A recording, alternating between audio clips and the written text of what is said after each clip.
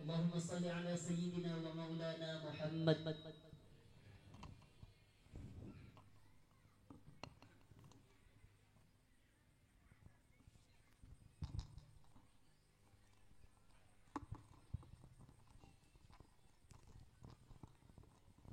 السلام عليكم ورحمة الله وبركاته.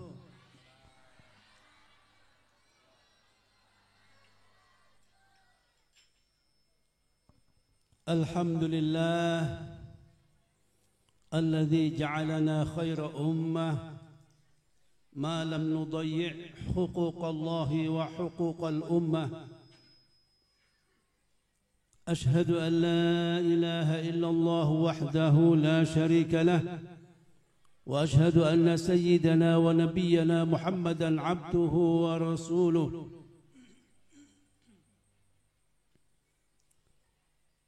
اللهم صل وسلم وبارك وكرم وعظم على سيدنا ومولانا محمد وعلى آله وأصحابه أجمعين، وعلى التابعين وتابع التابعين ومن تبعهم بإحسان إلى يوم الدين. سبحانك لا علم لنا إلا ما علمتنا إنك أنت العليم الحكيم. رب اشرح لي صدري ويسر لي أمري واحلل عقدة من لساني يفقه قولي. أما بعد. Yang saya muliakan para alim, para kiai, para habaib yang hadir, para tokoh masyarakat yang saya muliakan, Bapak Haji Rusman Ali beserta rombongan. Yang saya muliakan aparatur pemerintah yang hadir pada malam hari ini, Bapak Lurah khususnya. Yang saya muliakan para ustadz, ustadzah, para guru-guru ngaji, para tokoh masyarakat, wali santri, wali murid Darul Khairat Al-Khazini Patulayang Pontianak. Alhamdulillah, pada malam hari ini ada dua kegiatan sekaligus. Yang pertama adalah memperingati haul guru-guru Al-Khazini. Ingin mungkin saya informasikan sedikit tentang Al-Khazini kepada para hadirin. Al-Khazini ini berdiri di Buduran Sidoarjo, pesantren cabang. Sebetulnya ini Al-Khazini juga cabang dari Al-Hamdaniyah Siwalan Panji Buduran Sidoarjo, yang mana Al-Hamdaniyah Siwalan Panji Buduran Sidoarjo berdiri sekitar tahun 1778. Ini yang diketahui, mungkin juga sebelumnya bisa. Yang didirikan oleh Kiai Haji Hamdani. Kemudian didirikan juga cabangnya Al-Hamdaniyah yang bernama, artinya dari anak cucu Kiai Hamdani lahirlah pesantren Al-Khazini Buduran Sidoarjo sekitar tahun 1920. Jadi sebelum merdeka Indonesia ini sudah lahir pesantren Al-Khazini, apalagi induknya yaitu Al-Hamdaniyah. Ini jauh masih di masa Belanda. Ini sudah berdiri. Dan di Al-Khazini Buduran Sidoarjo sudah berdiri perguruan tinggi Islam, yaitu untuk strata S1 dan strata S2 sejak tahun 1992. Mudah-mudahan Al-Khazini Pontianak ini juga mengikuti jejaknya. Artinya pendidikannya terus menyesuaikan dengan kebutuhan masyarakat dan terus mampu memberikan kesejahteraan kepada masyarakat, khususnya di dalam segi pendidikan. Para hadirin rahimakumullah, oleh karena itu tidak salah bagi kita semuanya sebagai keluarga besar Al-Khazini, baik secara nasab ataupun secara keilmuan, untuk mendoakan leluhur kita, yaitu seluruh masyayikh Al-Khazini, bahkan sampai ke induknya yaitu Al-Hamdaniyah. Dan sampai sekarang saya adalah ketua dari Majelis Silaturahmi Zuriyah Hamdani atau anak cucu Kiai Haji Hamdani.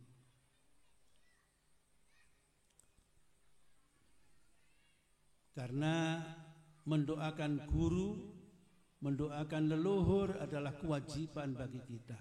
Kita semua ini mungkin lebih banyak bukan karena usaha kita, tetapi karena memang doa dari leluhur kita. Kita masih diberikan iman, diberikan Islam oleh Allah.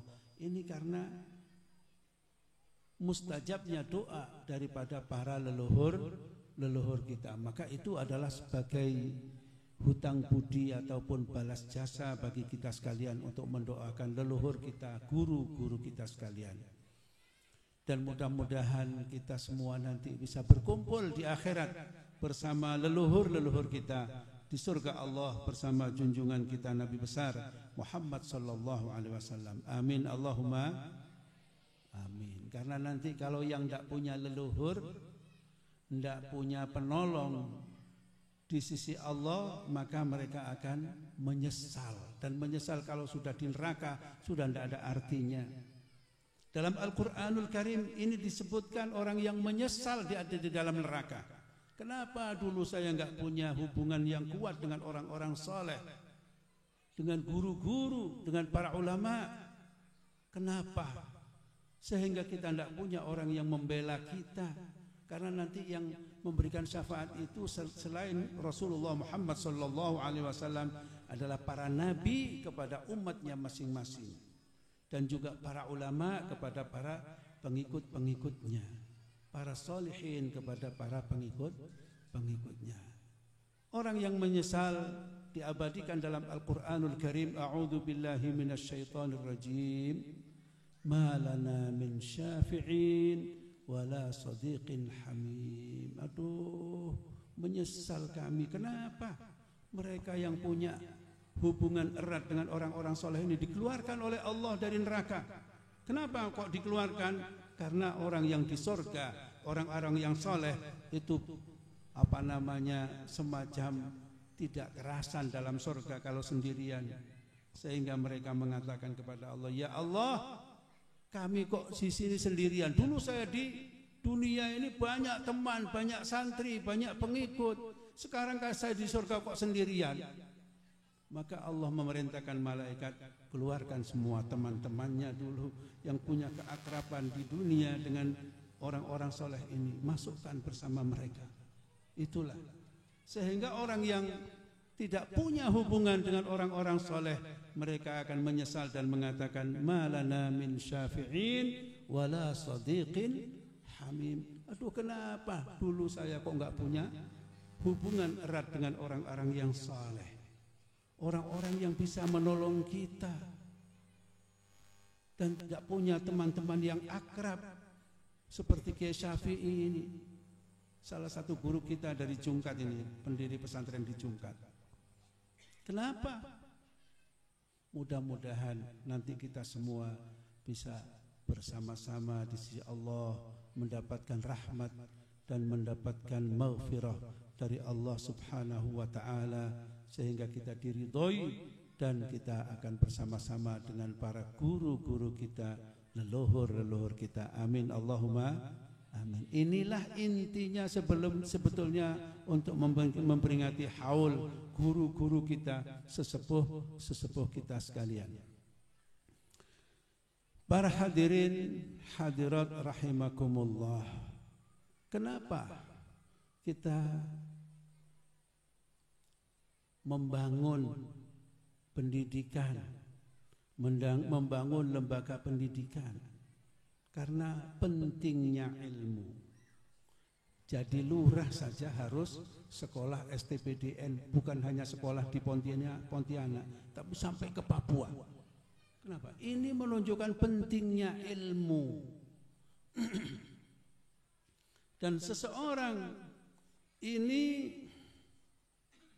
akan mengerti bagaimana demografi wilayahnya, bagaimana kultur wilayahnya. Ini kalau mempunyai ilmu tentang apa yang dibutuhkan di daerahnya. Makanya hal ini juga diabadikan oleh Allah Subhanahu wa taala di surat Al-Baqarah ayat 30. A'udzu billahi minasy syaithanir rajim. Bismillahirrahmanirrahim. وَإِذْ قَالَ رَبُّكَ لِلْمَلَائِكَةِ إِنِّي جَاعِلٌ فِي الْأَرْضِ خَلِيفَةً قَالُوا أَتَجْعَلُ فِيهَا مَنْ يُفْسِدُ فِيهَا وَيَسْفِكُ الدِّمَاءَ وَنَحْنُ نُسَبِّحُ بِحَمْدِكَ وَنُقَدِّسُ لَكَ قال إني أعلم ما لا تعلمون.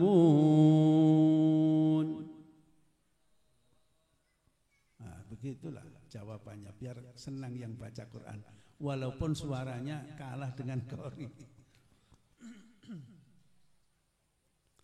Di sini Allah Subhanahu wa taala setelah bumi ini dibersihkan dari para perusuh, para setan, para jin yang merusuhi di muka bumi ini, Allah berkenan untuk menurunkan Nabi Adam alaihissalam. Maka oleh karena itu Allah Subhanahu wa taala mengajak diskusi, mengajak bahsul masail. Kata orang pesantren, bahsul masail. Kalau orang akademis mengatakan diskusi atau seminar. Diadakan seminar oleh Allah Subhanahu wa taala bersama malaikat. Apa deskripsi masalahnya?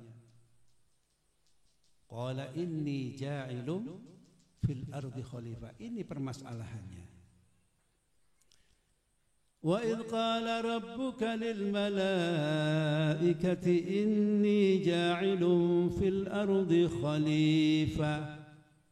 Ceritakan Muhammad. Wa idh qala rabbuka, ceritakan Muhammad kepada orang-orang Mekah, dan sekarang ceritakanlah kepada orang-orang Pontianak. Kita teruskan ya. Apa yang diperintahkan Allah kepada Nabi, kita teruskan. Karena kita adalah meneruskan ilmu-ilmunya Nabi. Ceritakan kepada mereka ketika Tuhanmu Allah Subhanahu wa ta'ala mengajak diskusi, mengajak seminar dengan para malaikat. Inni ja'ilun fil ardi khalifah. Mari kita pecahkan ini masalah. Deskripsinya adalah inni ja'ilun fil ardi khalifah. Sesungguhnya aku Allah akan menurunkan Adam ke bumi ini untuk menjadikannya sebagai khalifah. Apa makna khalifah? Khalifah itu sebetulnya adalah pergantian setiap generasi. Setelah Nabi Adam ada lagi, setelah Nabi berikutnya ada lagi. Terus itu namanya khalifah yang terus menerus membangun bumi, membangun peradaban di muka bumi ini. Itulah khalifah. Khalifah bukan berarti khilafah, terbalik nanti.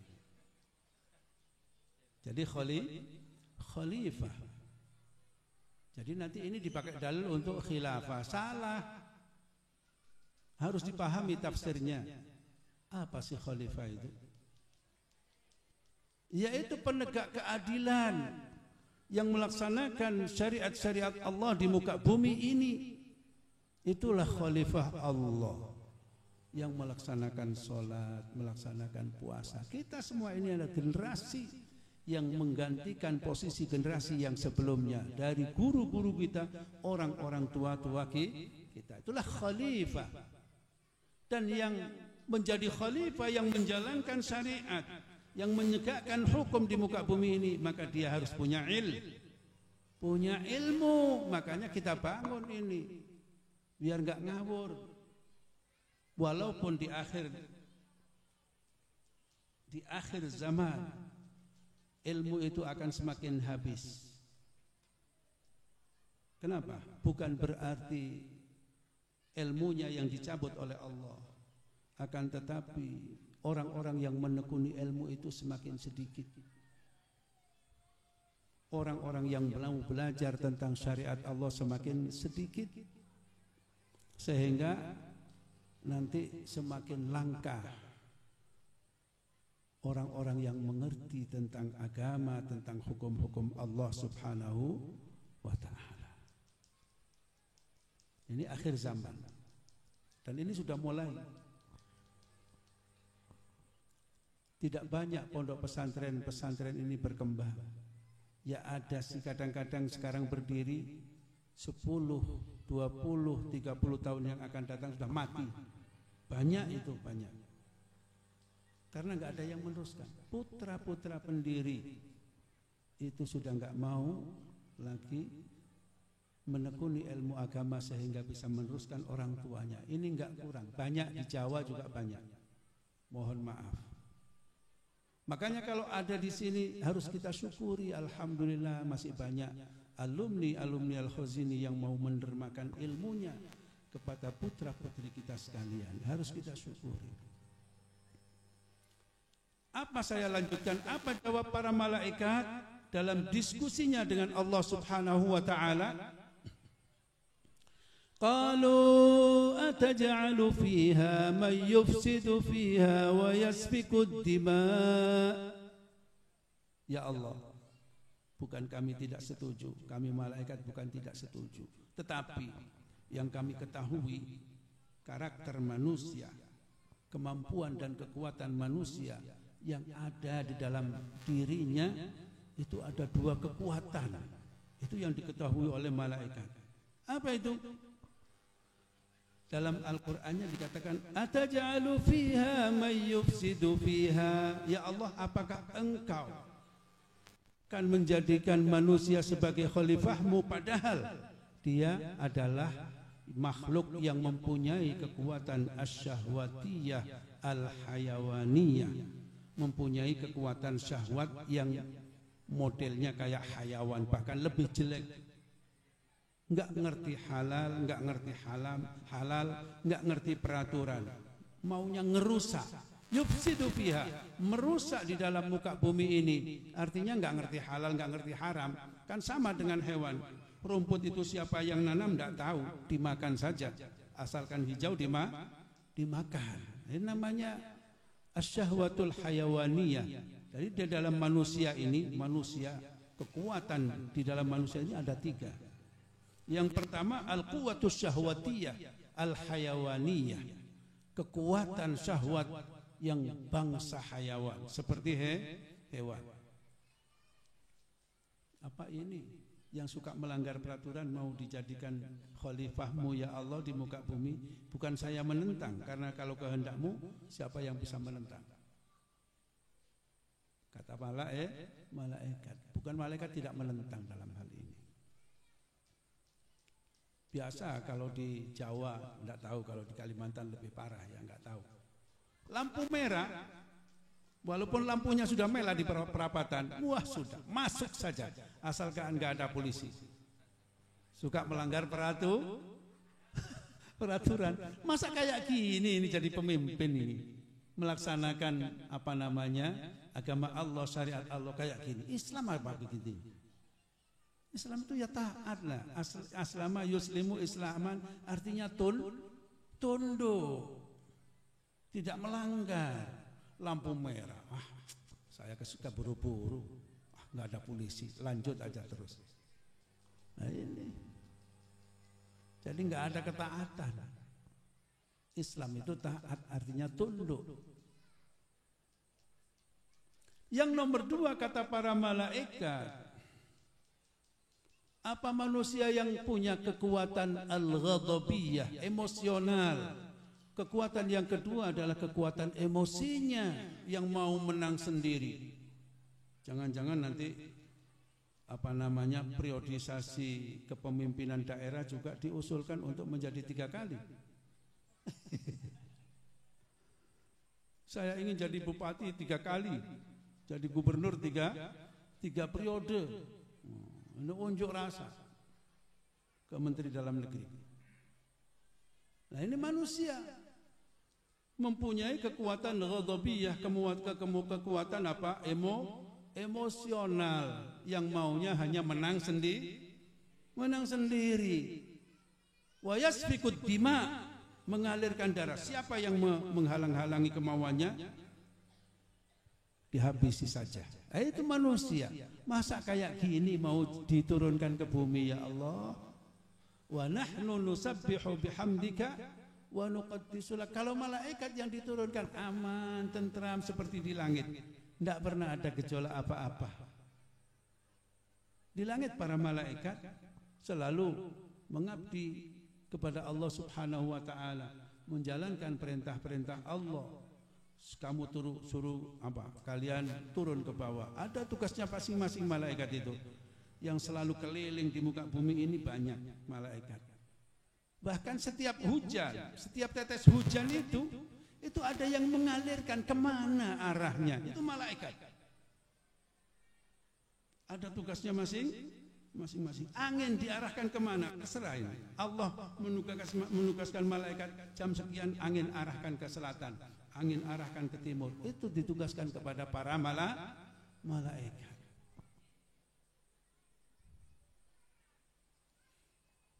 Jadi kenapa kok enggak malaikat saja yang diturunkan ke bumi biar tentrem, ayem, enggak pernah ada konflik, enggak pernah ada pelanggaran peraturan, enggak ada. Kalau waktunya sholat semuanya sholat, enggak ada yang tidak sholat. Itulah para malaikat. Apa jawab Allah? Allah Subhanahu wa taala menjawab sanggahan-sanggahan para malaikat tentang manusia. Qala inni a'lamu ma la ta'lamun. Kata Allah, aku maha mengetahui tentang manusia, tentang karakter kekuatan manusia yang kalian belum tahu. Kalian belum ma la ta'lamun, belum tahu.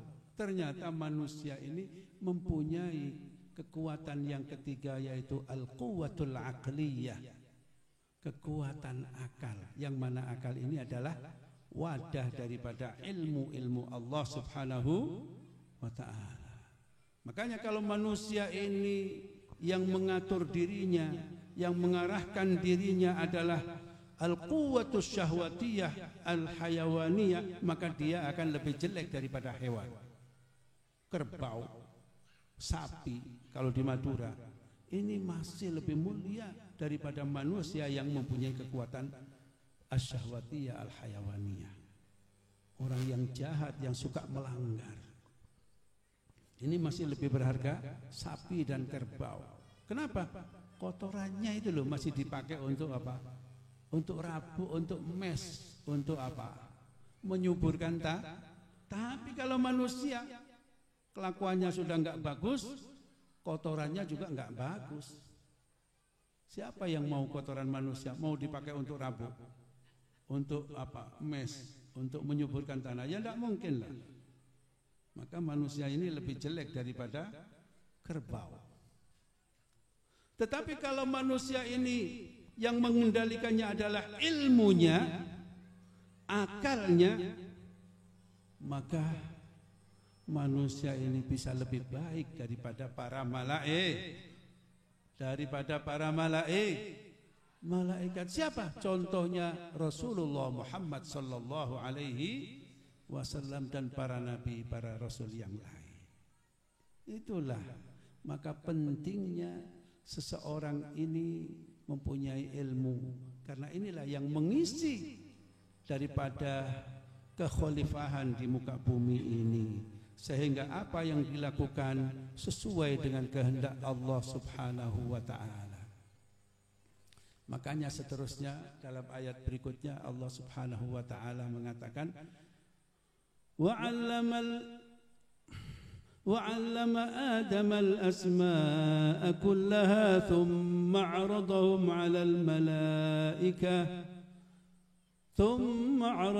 على الملائكة فقال أنبئوني بأسماء هؤلاء إن كنتم صادقين قالوا سبحانك لا علم لنا إلا ما علمتنا إنك أنت العليم الحكيم. Makanya Allah sebelum menurunkan Adam ke muka bumi, lalu Allah sudah mengajarkannya. Wa 'allama Adamal asma'a kullaha. Allah sudah mengajarkan Nabi Adam tentang nama-nama yang ada di muka bumi ini, beserta karakter, hikmah, manfaat yang ada di dalam nama-nama itu. Nah, gelas untuk apa? Ini untuk tempatnya air minum bisa diminum lah itu. Terus semuanya, sehingga orang yang mestinya menjadi pemimpin adalah orang yang mengerti tentang karakter daerahnya, karakter manusianya maksudnya. Maka inilah sehingga terjadi kemakmuran di muka bumi ini. Para bapak, para ibu sekalian yang saya muliakan, mari kita dukung pendidikan, bukan hanya Al-Khairat Al-Khazini, dimanapun monggo. Kenapa? Karena ini yang dibutuhkan untuk melestarikan peradaban yang baik di muka bumi ini. Kalau enggak ilmu akan semakin langka. Pemimpin yang punya ilmu semakin langka. Kalau pemimpinnya sudah enggak punya ilmu, ya sudah. Idza wussidal amru ila ghairi ahlihi fantadhiris sa'ah. Kalau sudah tugas-tugas yang semestinya diemban oleh orang yang berilmu kemudian diberikan orang yang tidak punya ilmu, maka ya tunggulah kehancurannya. Fantadhiris sa'ah. Kehancurannya tunggu saja. Para hadirin, para wali santri atau calon wali santri, sebetulnya mendidik putra putri kita semua itu bukan kewajiban ustadz, bukan kewajiban lembaga pendidikan atau pondok pesantren. Kewajiban siapa? Ya kewajiban bapak sendiri, yang punya bapak punya anak juga bapak sendiri, yang punya anak juga ibu sendiri. Itu kewajibannya masing-masing lah. Kalau kok ada ustadz yang mau dibebani anak kita, mendidik anak kita, maka tentunya kita harus bersyukur ada yang membantu kita. Dalam hal ini Rasulullah menyampaikan kepada kita sekalian bahwa kewajiban seseorang atas anak-anaknya ini dalam garis besarnya ada 3 hal. Qala Rasulullah sallallahu alaihi wasallam, haqqul waladi 'alal walidi 3. Hak anak atas orang tuanya itu adalah 3 hal. Ini yang garis besarnya. Sebetulnya lebih dari 3, tapi yang paling penting ini 3. Apa itu? Ayyuhassina, yang pertama ayyuhassina ismahu idza wulid. Kalau anak ini dilahirkan, maka harus dikasih nama yang baik. Jangan dikasih nama yang jelek. Nama yang baik adalah doa. Kata orang, katakan apa? Doa nama yang baik menurut ulama adalah doa untuk anak itu sendiri. Sehingga Nabi besar Muhammad sallallahu alaihi wasallam ketika dilahirkan oleh kakeknya Sayyid Abdul Muttalib diberi nama siapa? Muhammad. Yang memberi nama itu bukan ayahnya karena ayahnya sudah meninggal. Yang memberi ayah adalah kakeknya, namanya Sayyid Abdul Muttalib. Diberi nama siapa? Muhammad. Orang Arab itu biasanya nama anak, cucu ini sama dengan nama orang tua-tuanya yang terdahulu. Kenapa enggak dikasih nama Ismail? Karena kakeknya namanya Ismail kan. Nabi Muhammad ini kakek-kakeknya namanya Ismail umpamanya. Enggak dikasih nama Muhammad. Kenapa Muhammad? Ketika ditanya kenapa Muhammad, jawab beliau, biar dipuji di langit dan di bumi. Itu nama Muhammad. Ternyata benar, dipuji di langit, dipuji di bumi karena banyak amaliyahnya yang dipuji oleh para malaikat dan dipuji oleh para manusia, sehingga kita selalu memohonkan kesejahteraan, memohonkan rahmat bagi baginda Nabi besar Muhammad sallallahu alaihi wasallam. Dan lagi nama yang baik, Bu. Nama yang baik itu sebetulnya nama yang apa sih? Nama yang dihambakan kepada Allah atau nama-nama leluhur kita yang baik-baik, nama para nabi.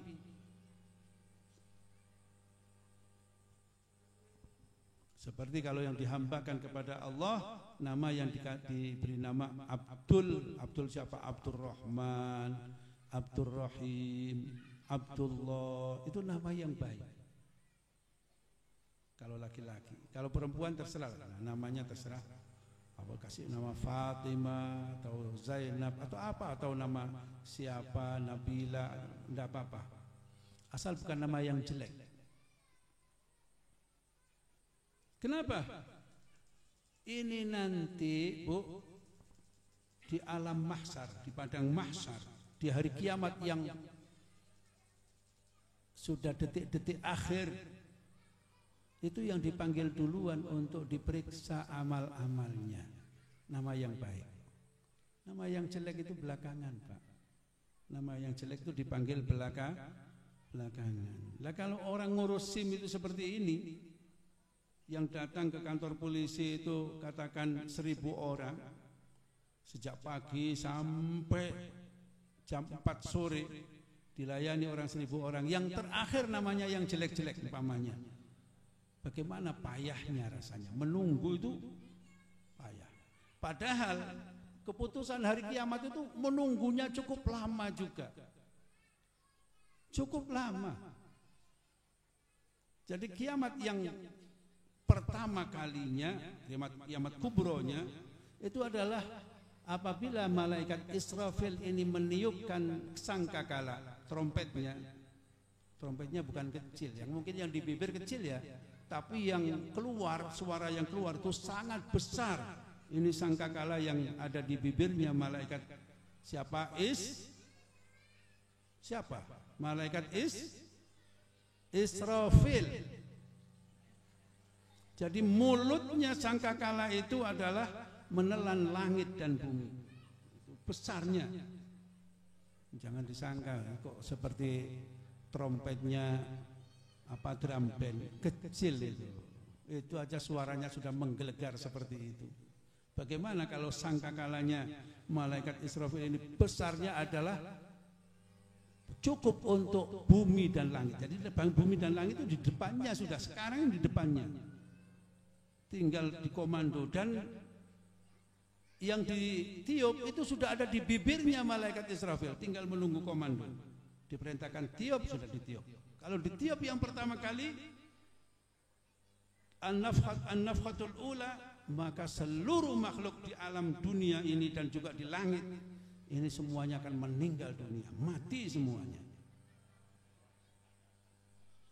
Dan ketika setelah ditiup semua mayit-mayit itu dibiarkan tidur panjang sekali 40 tahun tanpa ada pertanyaan marrabbuka dan selanjutnya, tidak ditanyakan, tidur saja 40 tahun, tidak diapa-apakan.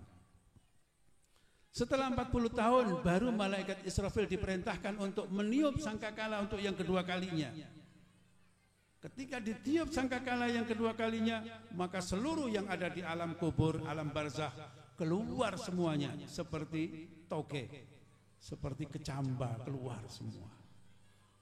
Pindah tempat menuju ardil mahsyar, menuju bumi mahsyar, tempat kumpulnya orang yang bermiliar-miliar.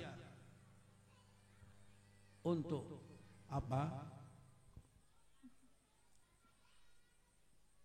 Menjawab pertanyaan-pertanyaan Allah Subhanahu wa ta'ala tentang apa yang dilakukan dulu di masa hidupnya.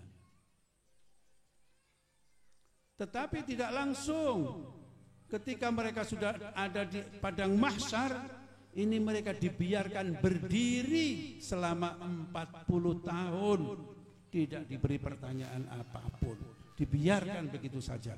Bagaimana kita menunggu? Katanya mau diadili, kok gak diadil-adili?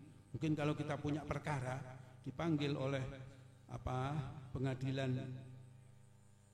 di daerah atau pengadilan tinggi ataupun di Mahkamah Agung, mungkin kalau dibiarkan kita nunggu, besok dipanggil, sekarang besok lagi ya, datang lagi, besok nunggu, besok lagi, besok sampai 40 tahun, kira-kira bagaimana kira-kira? Ya bingung kita. Saya ini mau diapakan, kok nggak diadili? Karuan kalau sudah ditentukan saya di penjara 1 tahun kan selesai. Ini enggak, dibiarkan 40 tahun tanpa ada pengadilan oleh Allah Subhanahu wa ta'ala. Semua manusia ini pada bingung semua. Bingung. Sehingga pergi ke Nabi Adam. Ya Nabi Adam, engkau adalah bapaknya manusia yang bermiliar-miliar ini. Coba sampean usulkan kepada Allah, kita segera diadililah. Kalau kita dimasukkan neraka, masukkan neraka lah. Kalau kita masukkan surga, masukkan surga lah. Biar selesai. Kata Nabi Adam, saya enggak bisa membantu kalian. Nafsi, pergilah ke Ibrahim, pergilah ke terus sampai ke Nabi Isa, akhirnya sampai ke Nabi Muhammad sallallahu alaihi wasallam. Barulah di situ orang yang baik masuk ke surga, naiknya seperti secepat kilat dan lain sebagainya, sesuai amalnya masing-masing. Kalau amalnya banyak ya cepat saja naik ke surga. Tapi yang amalnya setengah bagus, setengah enggak bagus, nah ini naiknya ini terseok-seok, sudah sampai gosong semua, ini kena jilatan api jahanam. Karena sirat, jalan menuju surga itu bukan mendatar ataupun horizontal, tetapi vertikal. Dan itu Masya Allah, yang namanya api itu menjilat-jilat, yang namanya pancung itu sudahlah, semuanya mau menombak kita. Sehingga kita na'udzubillah kalau enggak selamat pastilah jatuh. Enggak tahu berapa lama di neraka. Ya, orang Islam tentunya insya Allah pasti masuk surga. Man qala la ilaha illallah dakhalal jannah. Siapa yang Islam masuk surga, tapi enggak tahu kapan. Apa masuk neraka duluan? Itu terserah amalnya masing-masing. Lah ini saya teruskan, kalau namanya baik maka dipanggil satu persatu orang-orang yang tidak masuk surganya bi ghairi hisab. Kalau yang masuk surganya bi ghairi hisab, orang yang tidak punya dosa, amalnya banyak sekali, luar biasa, tidak pernah enggak tawakal kepada Allah, dia akan masuk surga begitu saja tanpa ada pemeriksaan. Tapi yang diperiksa adalah orang-orang yang banyak kesalahan, banyak melakukan hal-hal yang tidak benar, yang salah, banyak dosanya, campuran antara dosa dan Masya Allah, bahkan mungkin lebih banyak dosanya. Ini yang perlu ada pertanyaan, kemudian ada ditimbang amal, ada timbangan amal ya untuk itu, bukan untuk orang yang masuk surganya langsung secepat kilat. Itu enggak masuk itu, enggak ikut itu.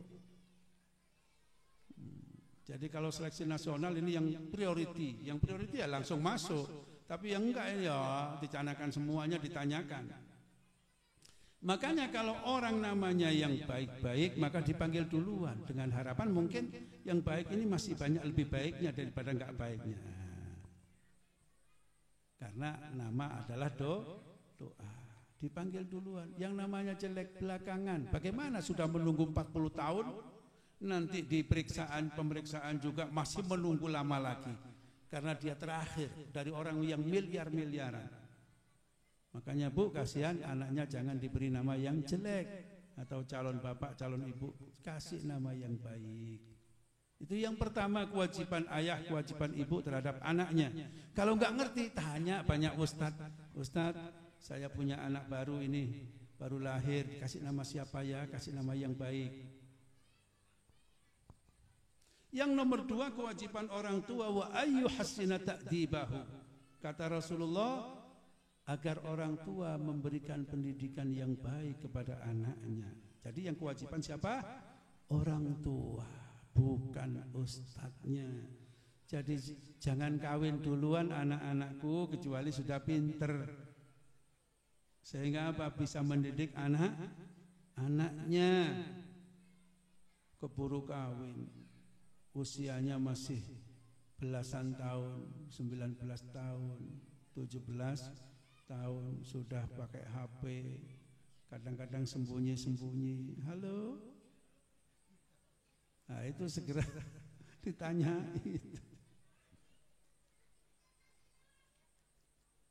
Jadi pendidikan yang baik. Apa pendidikan yang baik itu?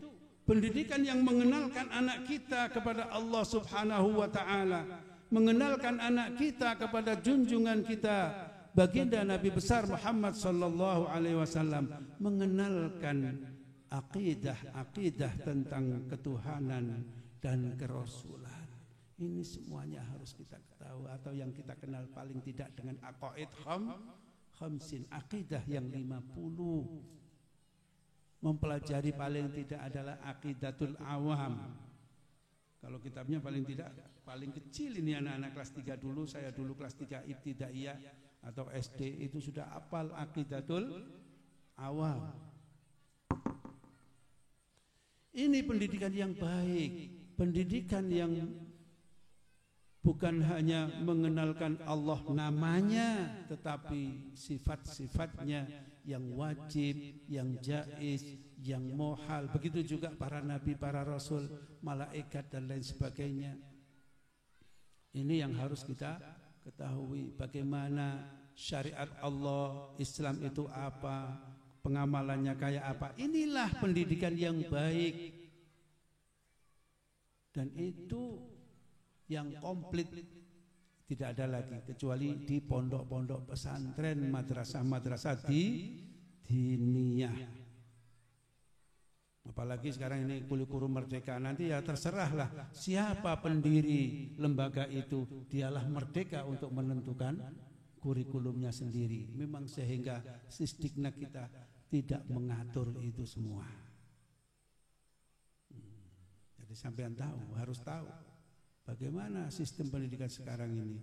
Semakin habis yang namanya jam-jam untuk ilmu agama.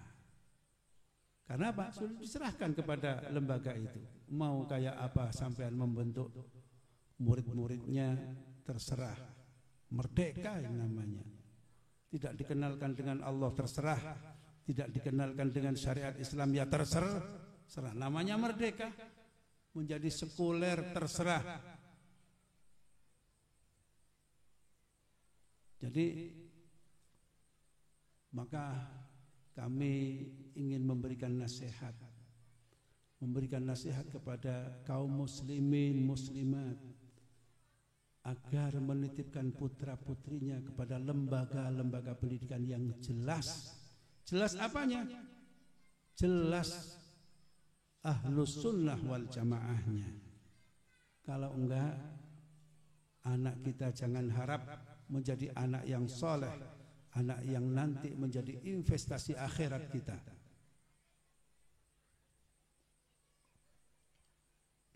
Para bapak, para ibu sekalian, yang terakhir kewajiban ayah, kewajiban ibu, kalau kita sudah memberikan nama yang baik, pendidikan yang baik sampai tuntas, maka sudah waktunya ayah ibu untuk menjadikan anak ini punya tanggung jawab sebagai kepala rumah tangga ataupun ibu rumah tangga, yaitu dikawinkan. Wa ayyu zawwijahu idza adraka. Itulah kewajiban orang tua yang ketiga. Maka orang tua wajib hukumnya untuk mencarikan jodoh anaknya. Jangan dibiarkan cari sendiri, Bu. Jangan dibiarkan mencari sendiri karena anak ini kan belum tahu, belum pengalaman tentang berkeluarga. Kalau nampaknya ini hanya yang dipandang adalah kaya ataupun ya strata kehidupannya saja, maka anak ini pasti mungkin ya bisa salah pilih lah. Wa ayyu zawwijahu idza adraka. Jadi kewajiban orang tua yang terakhir adalah mengawinkan putra-putrinya, menikahkan putra-putrinya kalau sudah waktunya, sudah matang ilmunya, jadi sudah sangat dewasa. Nah, inilah dalam hadis kewajiban orang tua yang ketiga. Tetapi para ibu, para bapak sekalian, sebetulnya masih ada kewajiban yang tidak lepas dari orang tua, yaitu mendoakan anak-anaknya, putra-putrinya, bahkan cucu-cucunya harus didoakan. Doanya orang tua ini lebih mustajab, lebih mandi, lebih diijabahi oleh Allah daripada doanya orang lain. Karena apa? Doaul walid li waladihi ka doain nabiyyi li ummatihi. Doanya orang tua kepada anak-anaknya, anak cucunya ini sama dengan doanya Nabi kepada umatnya. Artinya sangat mustajab. Apa doa yang baik? Di dalam Al-Quranul Karim kita diberikan tuntunan untuk doa anak cucu yang baik. Dan ini walaupun anak kita sudah punya anak, punya cucu barangkali, tetap kita harus mendoakan mereka. Karena kebaikan mereka ini sebetulnya proses. Mungkin masih terlalu muda, ini kadang-kadang ya ada enggak baiknya. Ini doakan saja, karena ini proses kehidupan untuk menuju manusia yang soleh atau solehah. Doanya dalam Al-Quranul Karim, Rabbana hab lana min azwajina wa dhurriyyatina qurrata a'yun waj'alna lil muttaqina imama. Itu doa yang harus kita panjatkan. Doa seorang muslim, seorang mukmin untuk anak cucunya, keluarganya. Rabbana, wahai Tuhanku, hablana, berilah kepada kami, min azwajina wa dzurriyyatina, dari keluarga dan anak cucu kami, qurrata a'yun, jadikanlah mereka penyejuk mata, penyenang hati, membahagiakan kita. Itu namanya qurratu a'yun. Apa yang tafsir daripada qurratu a'yun dalam ayat ini? Yaitu apabila anak-anak kita menjadi anak-anak yang saleh, yang taat kepada Allah, ahli ibadah, bukan anak yang kaya raya tapi enggak manfaat. Kaya raya tapi enggak bantu pesantren, enggak bantu pembangunan masjid-masjid dan lembaga-lembaga pendidikan. Ini kaya enggak manfaat. Ya, enggak bahagia orang tuanya. walaupun nggak kaya seperti itu, tetapi anaknya tentrem hidupnya, taat kepada Allah, ahli ibadah, tidak meninggalkan agamanya, maka orang tua akan bahagia. Nah, itu jadi marilah kita cari kebahagiaan ini dengan mendoakan anak-anak kita, supaya anak-anak kita ini menjadi penenang dan penyejuk mata kita, qurrata a'yun. Saya kira ini yang paling penting, karena semakin malam ini semakin dingin, ya semakin ngantuk kayaknya ini. Dan besok masih kita beraktivitas kembali. Mudah-mudahan anak-anak kita atau yang mengaji di pesantren-pesantren kami ini mudah-mudahan dijadikan apa?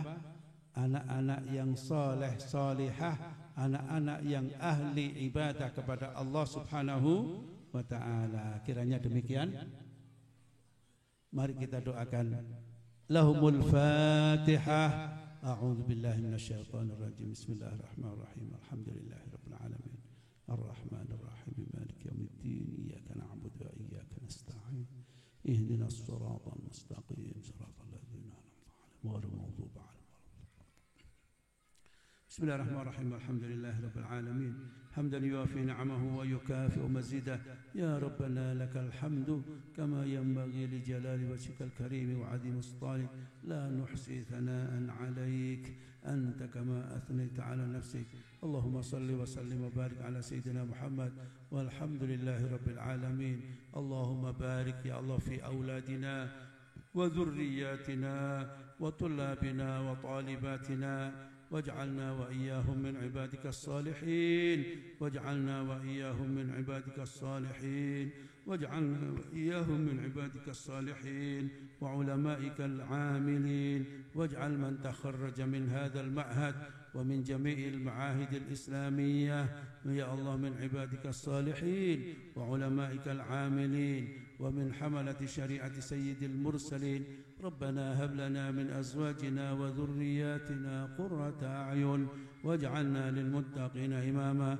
اللهم بارك في هذا المعهد وفي جميع المعاهد الخازنين. اللهم بارك يا الله واجعل يا الله يا الله يا الله وعمرها يا الله. أمر معاهدنا يا الله بالعلم والعلماء والمتعلمين إلى يوم الدين واجعل هذا المعهد منارا للهدى منارا للإسلام منارا للمسلمين منارا للتقوى والعمل برحمتك يا أرحم الراحمين. ربنا آتنا في الدنيا حسنة وفي الآخرة حسنة وقنا عذاب النار. وصلى الله على سيدنا محمد وعلى آله وصحبه وسلم والحمد لله رب العالمين. Kurang lebihnya mohon maaf. Dan sebelum saya akhiri, saya juga mengucapkan terima kasih karena kami sudah dibantu oleh Abah Rusman Ali. Mudah-mudahan apa pesan beliau kami bisa melaksanakannya, bisa memakmurkan musola ini, bangunan ini dengan kegiatan-kegiatan yang bermanfaat. Di samping sholat berjamaah 5 waktunya untuk putri-putri dan juga untuk pengajian putri-putri, pengajian rutin dan lain sebagainya. Mudah-mudahan ini menjadi amal soleh bagi beliau. Kurang lebihnya mohon maaf. Wallahul muwaffiq ila aqwamit thoriq. Wassalamualaikum warahmatullahi wabarakatuh.